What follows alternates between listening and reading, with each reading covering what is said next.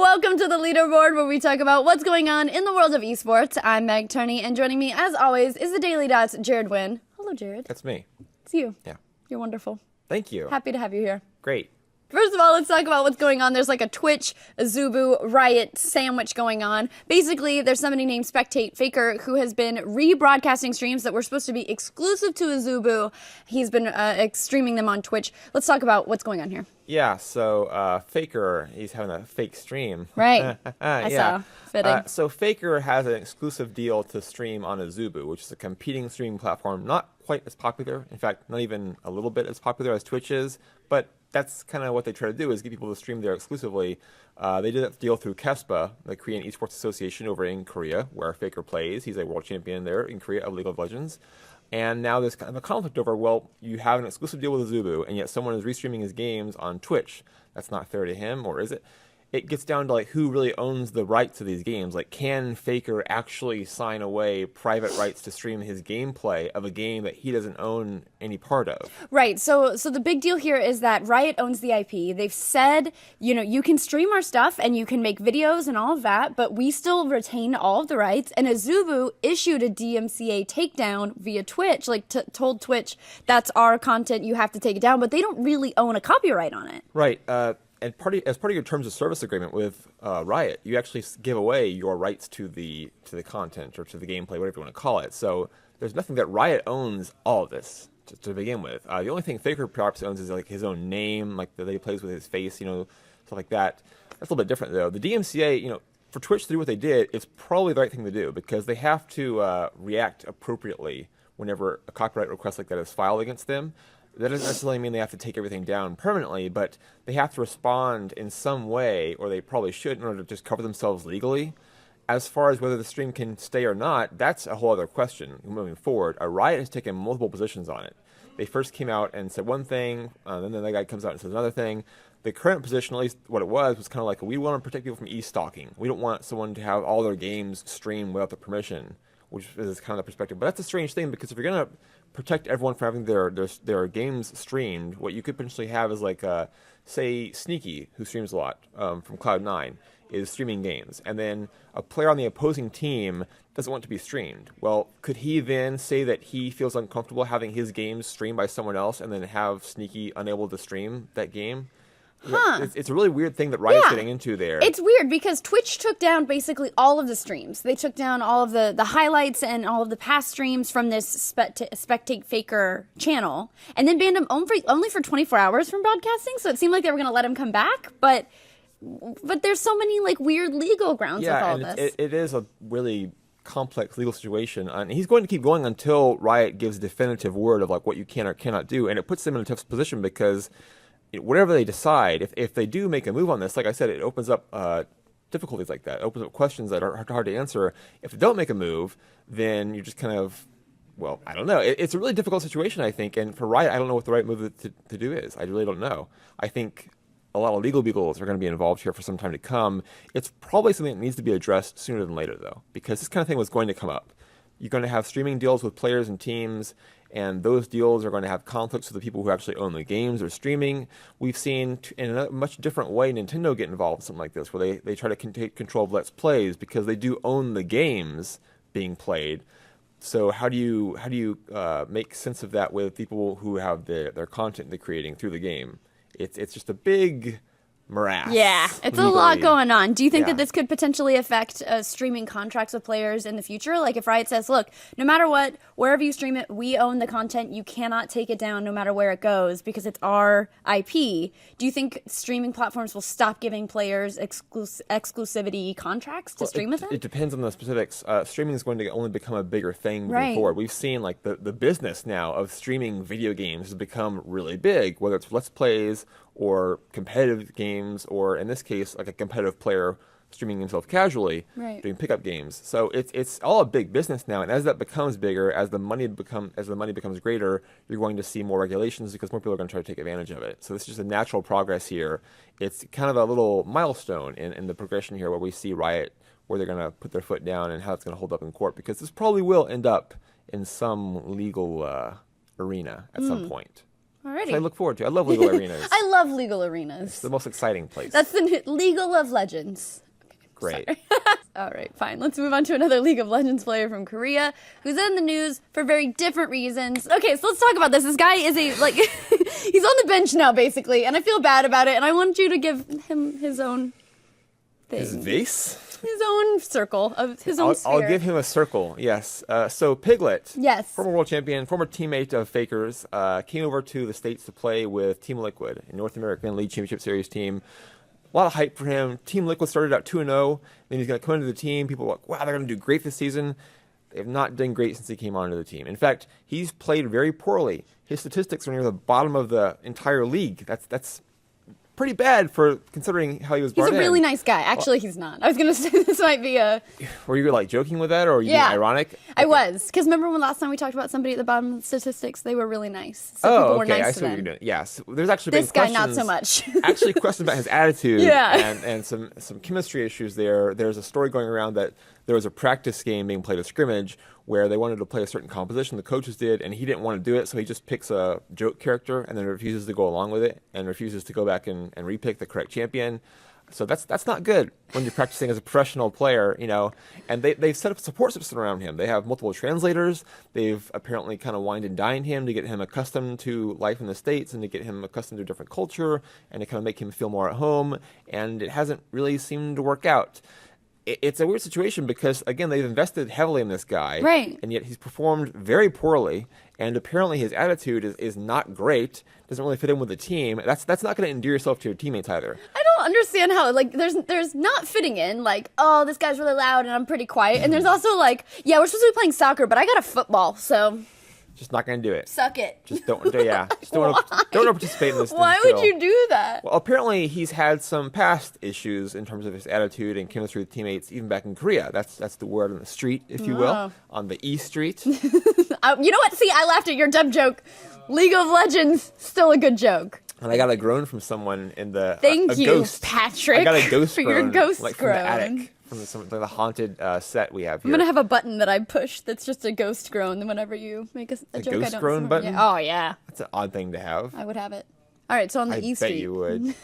Yes, on the E Street, I've heard that about Piglet, so it's not that surprising this happened. And what they do going forward is a big question because they're probably better off for the time. Well, they are better off for the time being without him playing, and yet he's your big import from Korea, the former world champion you've supported so heavily already, and it's just you don't want to pull the plug after a few weeks, even with it going as badly as it has. So what do you do? It's a really tough position for them to be in, for the team. Maybe they should have put more research into it or thought better of this. You know, is it always a good thing to import a Korean player, even with a great background, especially a guy like Piglet, who has had a downward trend, let's say, in his recent past? You could see this happening. You could see him coming in and struggling a little bit. Maybe not to this degree. I don't think anyone expected him to be like near the bottom of the table statistically. Right. This seemed pretty surprising across the board that he was going to be benched. Everyone seemed pretty shocked by it. Yeah, but I think to some degree you rely on his reputation overly much at that point. Like you think, well, this guy's a world champion. He was so good back then. You know, if the stats show a decline, like the difference individually between different regions is not so great that if a guy in decline switches regions, he's not going to continue to be in decline. Right. Maybe you think he's going to like jumpstart his engines, his batteries because he moves regions, he goes to a new team. Maybe not so much here. It's a tough situation again for the team because they have, like I said, invested so heavily in the guy. What do you do now? Well, we talked a lot about attitudes. Can we just, for just a second, talk about attitudes? Because I feel like we talk about this week in, week out. Somebody has a bad attitude or they're tweeting something or whatever. But I feel like lately the trend has been, because in esports in particular, companies have been so interested in making sure nobody is toxic to the sport, nobody has a bad attitude or is bringing so much undue drama to the sport. And we've had a lot of athletes come out and say, you know what, my attitude's been a problem in the past, but it's not now. That's not why this is happening to me. That's not why I'm being replaced on a team that I'm still on. Things like this. This guy seems to just fully embrace, like, nah, fuck it. I think a lot of that comes from the fact that these guys get into the game at a very early age, and they often go into a toxic environment online where they have a bunch of 14-year-olds, 16-year-olds who are very, not to say that all 14 or 16-year-olds are negative, but ones who are very negative, ones who have toxicity online, they get into like a little environment where that's expected of you. You know, it becomes natural to act that way. And then suddenly a year or two later, you're a professional on a professional team, and you're expected to act completely different, and you're not used to that, and you aren't prepared for that transition. So I think that's a lot of where the blame goes for that, is that you don't really have a good pathway from that casual environment to suddenly you're professional now. So I think that transition is hard for some players to make and some people to make. And some people can then be professional for a year or two, have some problems with the attitude, with chemistry, and mature and say, you know what, I'm now like an actual adult. I'm like 21 years old maybe, and I can do things differently. Right. You know, these guys are so young, most of them still. So it's understandable these kind of things happen. And again, not everyone young has that kind of problem, but some do, and they have to grow out of it. So I think that's where a lot of that stuff comes from, just generally speaking. All right, so moving right along to the thing I'm so excited to talk about this week because I have been reading up. It's so mysterious. I love esports mysteries. So there's been a Hearthstone player who goes by the name of Magicamy who basically has never played in person, offline. People are alleging that she shares her account with a Canadian man who may possibly be playing for her. There's all sorts of layers here. Jared, break it down for us. A lot of allegations. So much circumstantial evidence. A lot of allegations, a lot of circumstantial evidence. Nothing really hard to be proven just yet. You have a case where someone has not really played at any offline events. They've had some great success online. That alone is going to raise questions like, well, why haven't you shown up on LAN? Why haven't you shown up and played in a live event, a big tournament? Because that's where the money is. So if you're so good, why not come to a big live event and play here? Are you just shy? Like, what's the problem here? You know, she withdrew from the ESL Hearthstone Legendary Series a few days before the event was set to go. And then changed her story twice about why she was withdrawing. It was a problem with the visa, and then just my parents won't let me go. It was like a weird thing going on there. It's like, why change your story multiple times?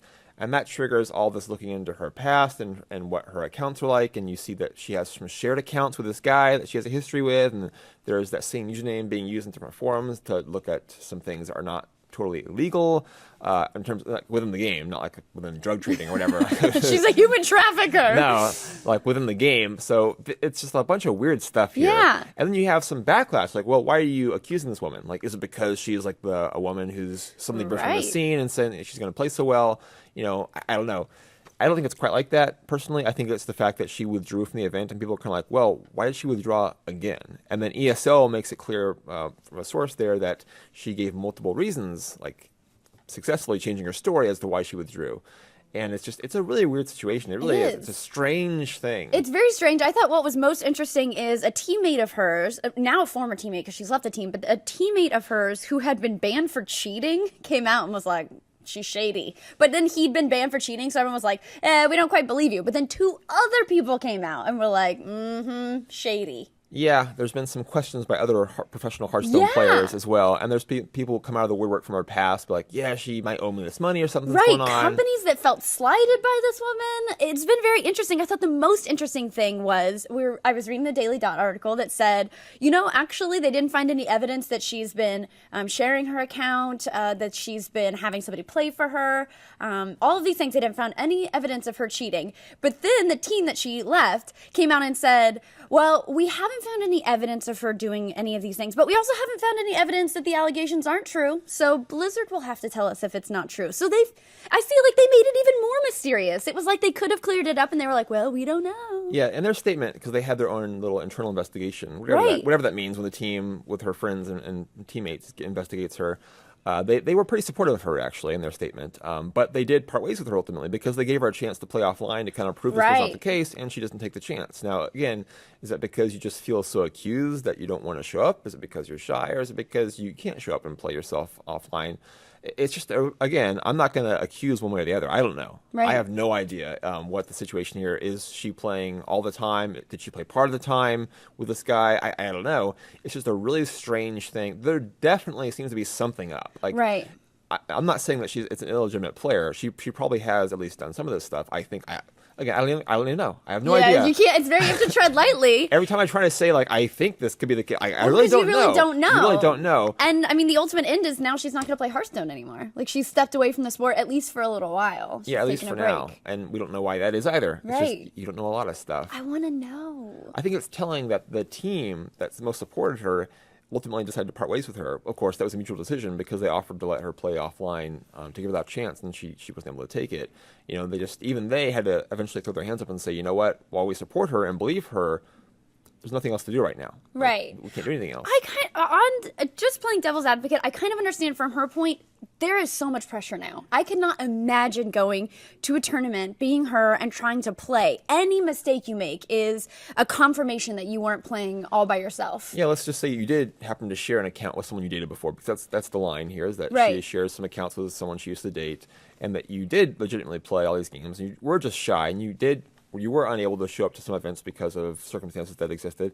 You would feel a lot of pressure to show up to a next event and be successful. Because in Hearthstone especially, it's easy to show up to an event and just bomb out, even if you're a great player. Right. Just you get a bad card draw. It takes more than one bad draw, of course, but, RNG, things don't always go your way. That's just the way it is in Hearthstone especially. So to show up and to have all that pressure on your shoulders for one event would be really tough. It'd be tremendously stressful. That's understandable. It's too bad that we don't get to see. It's too bad this became an issue to begin with. Right. Right. I like to see this person just be a great player and come onto the scene and give some more diversity to the professional scene. That'd be great. I really appreciate that.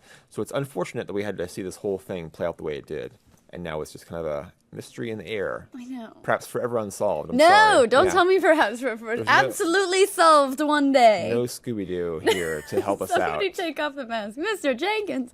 All right, that's it for the leaderboard where we talked about Scooby-Doo this week. Join us again next week where we talk more about esports. Thank you so much to Jared Wynne from the Daily Dot, and I've been Meg Turney, and we will see you. GG, everyone. Oh, that was pretty coordinated. Very. You know how to pick up a wave.